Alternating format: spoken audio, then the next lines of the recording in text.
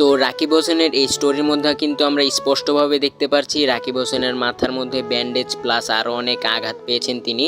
এবং এই স্টোরিটি দেখার পর অনেকেই মনে করছে যে রাকিব হোসেন কি অ্যাক্সিডেন্ট করলো নাকি এবং তার এই হঠাৎ করে ব্যান্ডেজ ট্যান্ডেজ করার পিছনে আসল কারণ কি, এমন টাইপ কিন্তু অনেকের মনে কিন্তু প্রশ্ন ঘুরপাক খাচ্ছে। তো এই বিষয়ে কিন্তু রাকিব হোসেন আমাদের মাঝে ক্লিয়ার করে দিয়েছেন। তো রাকিব হোসেন আমাদেরকে কি বলেছেন এবং তিনি আসলেও কি অ্যাক্সিডেন্ট করেছিলেন নাকি এটা অন্য কিছু, তা কিন্তু আপনাদেরকে আজকের এই ভিডিওতে আমরা জানাবো। আর পাশাপাশি আপনারা যদি এই ভিডিওর মধ্যে 200 লাইক পূরণ করে দেন তাহলে আপনাদের জন্য একটা স্পেশাল ভিডিও আসতে যাচ্ছে। তো মূল ভিডিওটি শুরু করার আগে ভিডিওতে লাইক করে চ্যানেলটি সাবস্ক্রাইব করে ফেলবেন।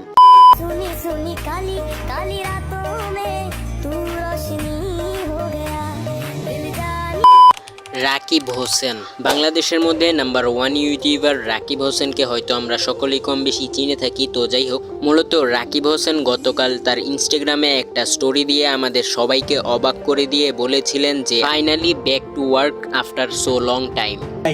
আমি একটা স্টোরি দিয়েছিলাম যে আমার মাথায় ব্যান্ডেজ লাগানো আর নিচে লিখে দিয়েছিলাম যে after so long time finally back to work.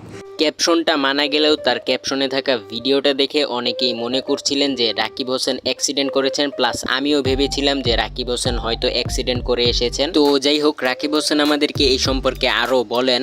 So অনেকে ভাবছে যে আমার সত্যি সত্যি কি অ্যাক্সিডেন্ট হয়ে গেল কি না, এমনকি ইভেন আমার রিলেটিভরা আমাকে ফোন করতেছে যে আমি কোনো অ্যাক্সিডেন্ট করছি কিনা। আসলে না, ওটা শুধুমাত্র শুটের জন্য ছিল।